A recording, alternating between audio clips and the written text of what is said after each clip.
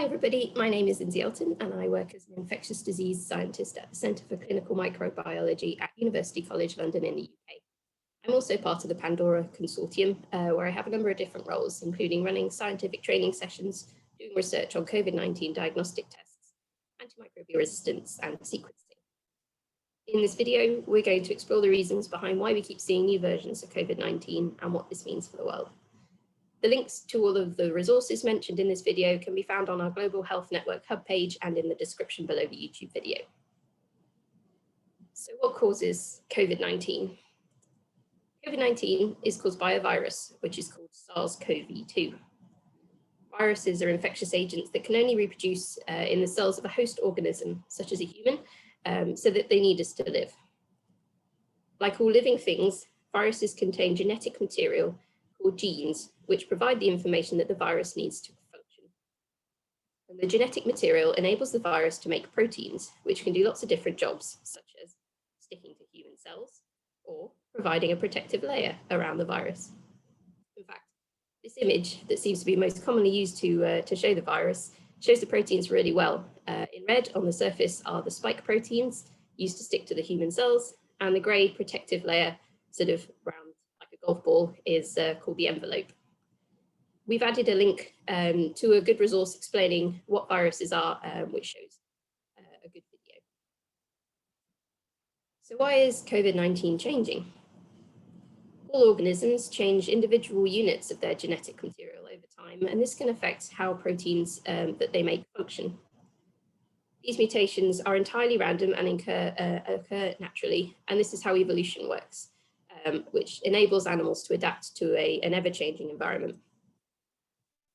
When an organism, such as a virus, like we have here, when a virus replicates, it changes the genetic material over time. So these mutations are introduced. So you can see we have a virus here, and it's replicated into two new viruses. They're still yellow, but these two viruses have then replicated again. And in one of these viruses, it's got a mutation that's turned it blue. And then in further generations, you can see there are more blue viruses, and also a red mutation has been introduced as well. And you can see how this mutation will spread throughout the population. A more visible or longer term example of how mutations work is how humans have selectively bred dogs to create breeds designed for speed or guarding or companionship.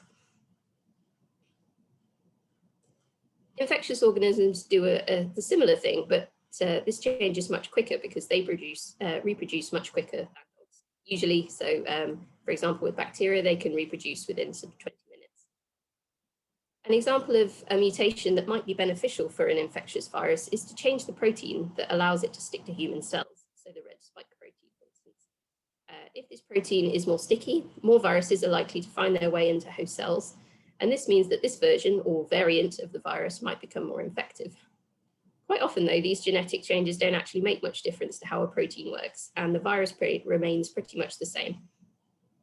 And we posted a link to a really good video about virus evolution, which uses flu in it as an example. So what does this mean for COVID-19? As I said before, these mutations could create new variants of the virus, which are, for instance, more infective or might cause more people to die.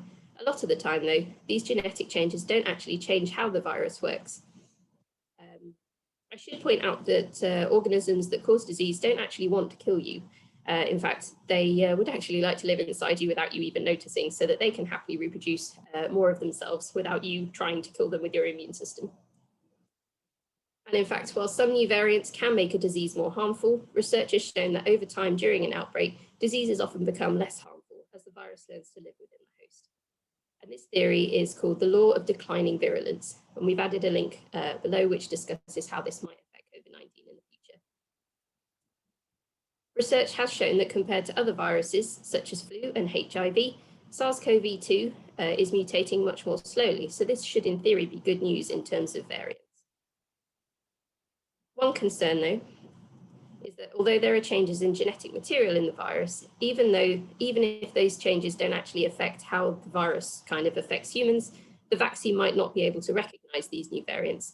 And so the vaccine might be less effective if you have a particular variant, but we don't really know this yet. Scientists are currently working hard to collect samples of the virus and identify the genetic material across the world to track the spread of these genetic changes in different countries. And we can then make sure that the vaccine does work, or if it doesn't work, we can try and reproduce a new one that will work against these different variants. So scientists have created a global SARS-CoV mutation tracker, which we've added a link to below. And we've also added a link to a Nature article that explores whether these changes in the COVID-19 virus are likely to make any difference in our strategies that we use to control it. So, as a conclusion, the genetic material in COVID-19 virus is mutating or changing, but this is a natural part of all organisms' life cycles. The virus is likely to be mutating relatively quickly for a virus because it is caused by a virus, but this doesn't mean that new variants will necessarily be worse. In fact, with a lot of diseases, we've seen that they've become less virulent over time, and therefore we might just have something like the common cold. That's how it might become. So thank you for listening.